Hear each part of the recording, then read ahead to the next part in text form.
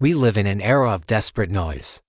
The modern world is a cacophony of opinions, outrage, and endless broadcasting. Look around. Everyone is terrified of being forgotten, so they scream into the void, hoping for an echo. They mistake volume for power. They mistake participation for influence. But this is a grand illusion. If you look closely at the true structures of power in boardrooms, in high-level negotiations, even in the animal kingdom, you will notice a distinct absence of noise. The apex predator, the panther in the jungle, does not announce its presence with a roar. It stalks in total silence. The master strategist doesn't reveal their plan in a fit of excitement. They guard it behind a fortress of quiet calculation. The first lesson of what I call the shadow architect is this: silence is not empty. It is heavy. It is a weapon.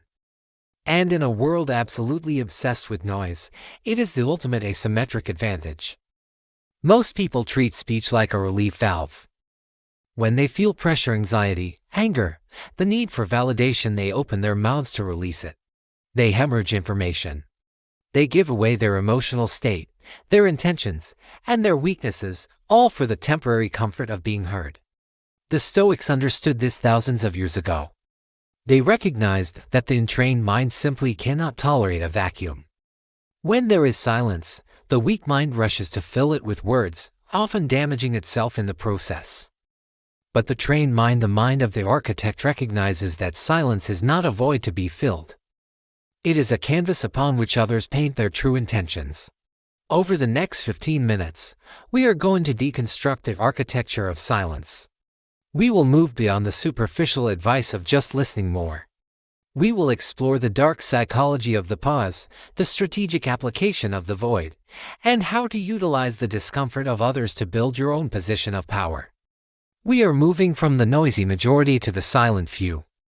The first principle to understand is that silence creates a vacuum, and human nature abhors a vacuum. When you deliberately go quiet in a conversation, especially after a direct question has been asked, you force the other person into a state of cognitive dissonance. Their brain scrambles to find a resolution. This is where the magic happens. The average person's tolerance for silence in a one-on-one conversation is incredibly low, maybe just a few seconds. After that, the discomfort becomes palpable. They feel an urgent need to fill the space you've created. And in their rush to fill it, what do they offer up? More information. Clarifications you didn't ask for. Concessions they weren't planning to make. They reveal their hand. Think about a negotiation. You make an offer. The other side responds. Instead of immediately counteroffering, you simply stay silent. You hold their gaze, calmly, without aggression. What happens next is almost predictable. They will start to justify their position. Well, we said this price because of X and Y. They might even begin to negotiate with themselves. Of course, there might be some flexibility on. You haven't said a word, yet you've gained crucial insight and potentially improved your position. You're using the natural psychological discomfort of silence to your advantage. It's a tool for information extraction. Now let's talk about the strategic pause. This is different from prolonged silence. The strategic pause is the scalpel of verbal communication. It's the deliberate break you take mid-sentence or before answering a critical question. When you speak in an unbroken stream of words, you create a monologue. Your audience, whether it's one person or 1,000, goes into a passive listening mode. But when you pause, you disrupt that pattern. A well-placed pause forces the listener to lean in. It signals that what's coming next is important. It creates anticipation. For example, if someone asks you a loaded question, the reflexive response is to answer immediately, often defensively.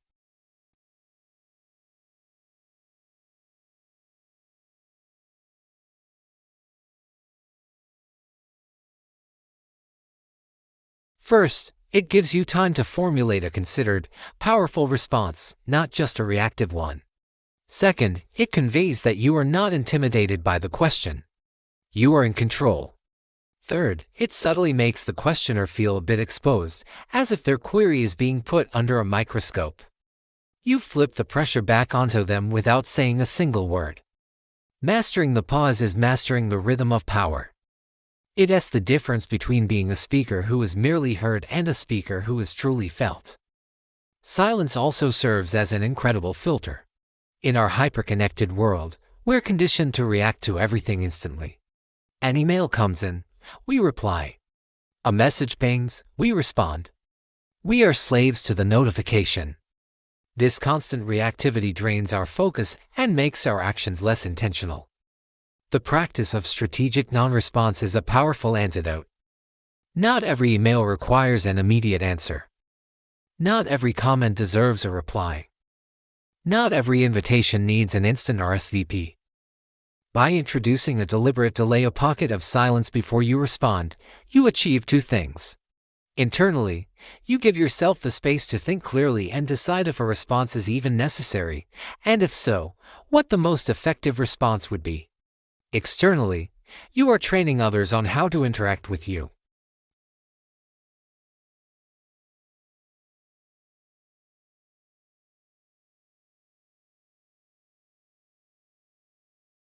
They will learn that to engage with you, their communication needs to be more thoughtful and concise.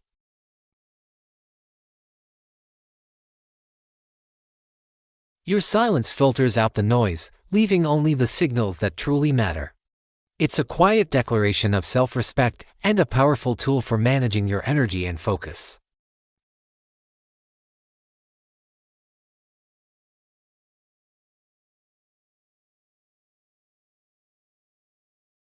Their thoughts, insecurities, and desires are laid bare for everyone to see.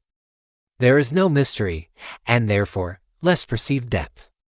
In contrast, the person who is comfortable with silence, who speaks only when they have something of substance to say, becomes an enigma. Others are drawn to them, trying to figure out what they are thinking. Their words, when they finally come, land with far greater impact because they are rare. They are weighed against the backdrop of the silence that preceded them. Think of a senior executive in a meeting. Often, they are the quietest person in the room. They listen, they observe, they absorb all the data points being thrown around by others. When they finally speak, their words cut through the noise and often define the direction of the conversation. Their silence wasn't passive, it was active. It was a process of gathering intelligence and consolidating power. To cultivate this, practice speaking with intention. Before you open your mouth, ask yourself, does this need to be said? Does it need to be said by me? Does it need to be said by me now? If the answer to any of these is no, embrace the power of holding back.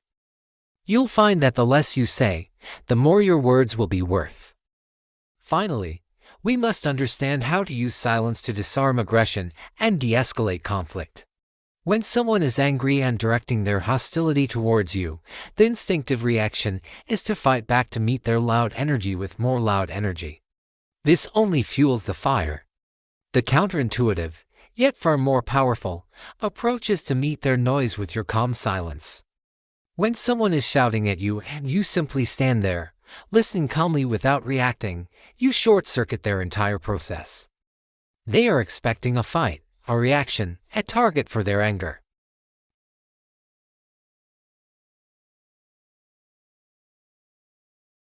It begins to echo back on itself. The person becomes uncomfortably aware of their own volume, their own loss of control.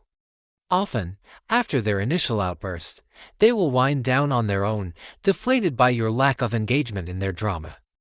This form of silence is not weakness, it is a profound form of strength. It is a shield. It communicates that you are unshakable, that their emotional storm cannot move you. It forces them to either match your calm or retreat.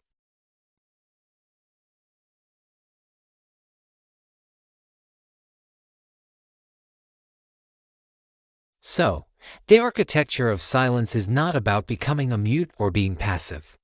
It's about transforming silence from an absence of sound into a deliberate, strategic tool. It's about creating vacuums that pull information out of others.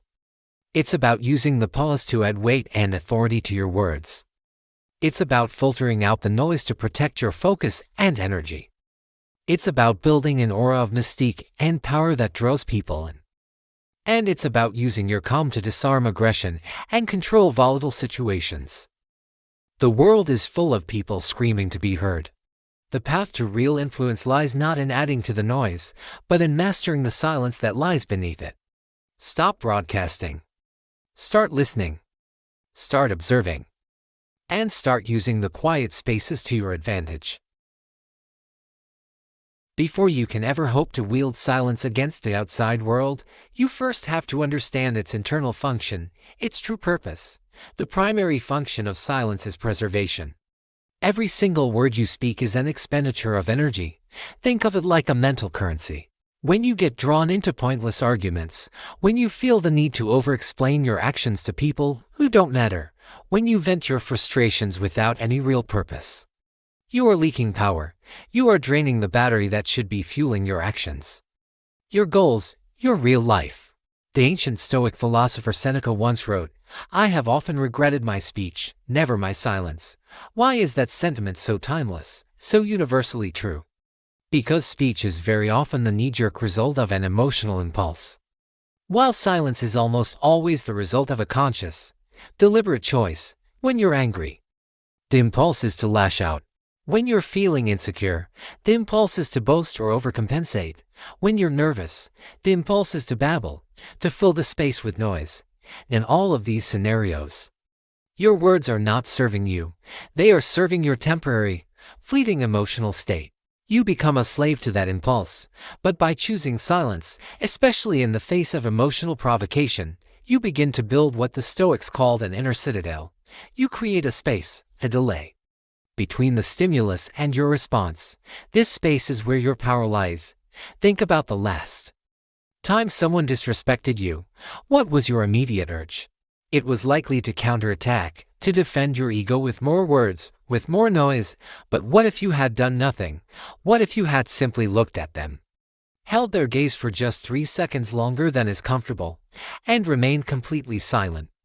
You see, by speaking, you enter their frame. You validate their insult by giving it the reaction it was designed to provoke. But by remaining silent, you deny them the reaction they crave. You keep your energy, your power, completely intact, while they exhaust theirs trying to get a rise out of you. Silence is the ultimate form of emotional self-control. It sends a powerful signal, first to yourself and then to others, that you are not easily moved, that your internal world, your inner citadel, is stable and secure. Regardless of the chaos happening outside, a man who cannot hold his tongue is a man who cannot hold his own frame. He is at the mercy of every slight, every provocation, every external event. If you cannot first master the silence within you, you will never be able to master the room without.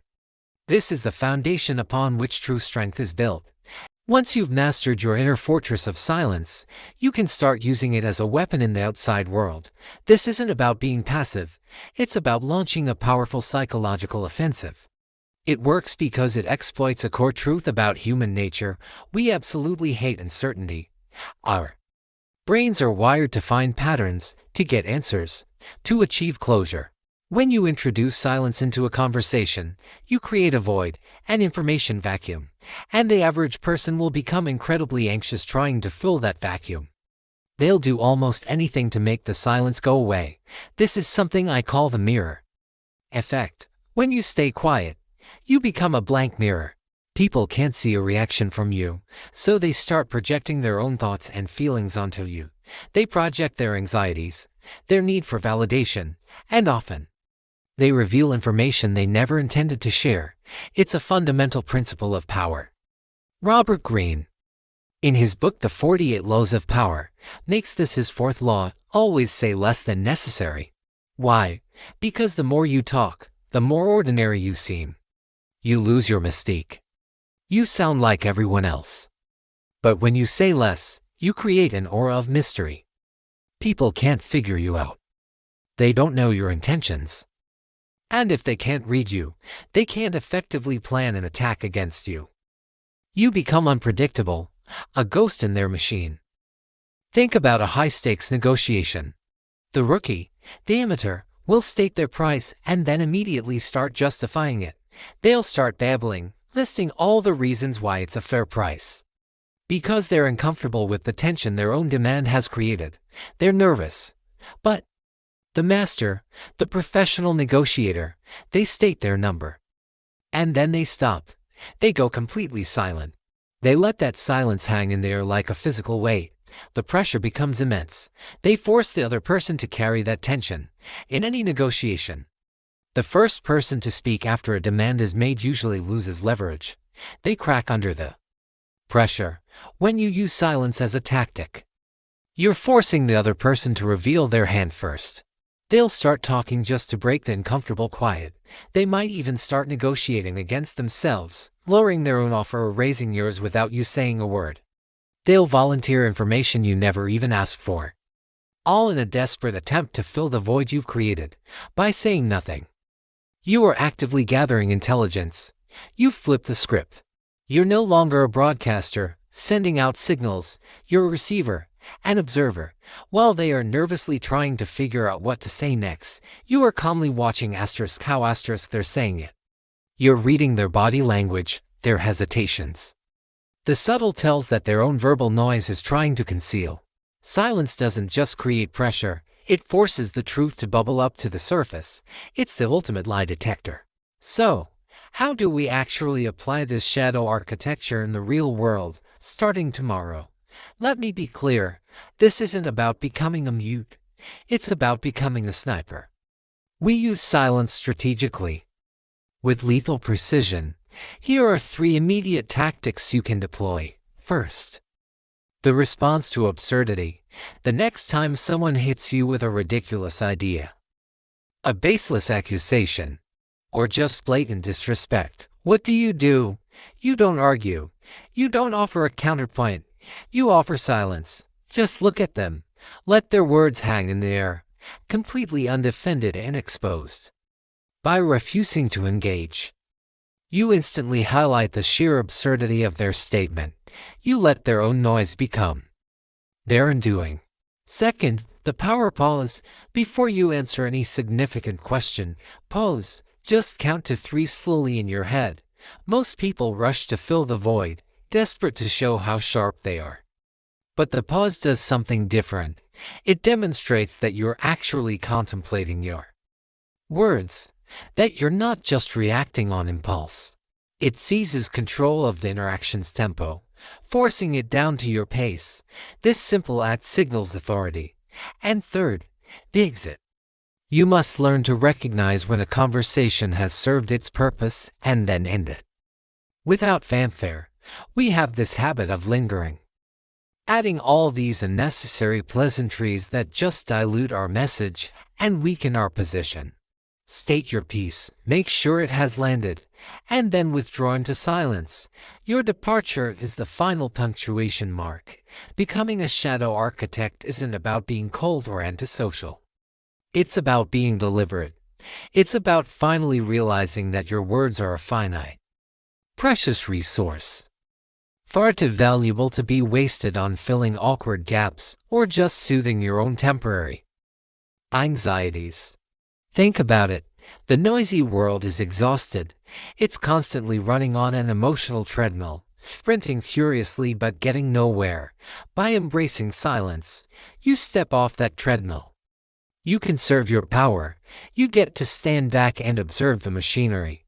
And then, when you finally do choose to speak, your words will land with the weight of thunder. Build your foundation in silence. Let the others make the noise. Subscribe to the Shadow Architect. The blueprint continues in the next transmission.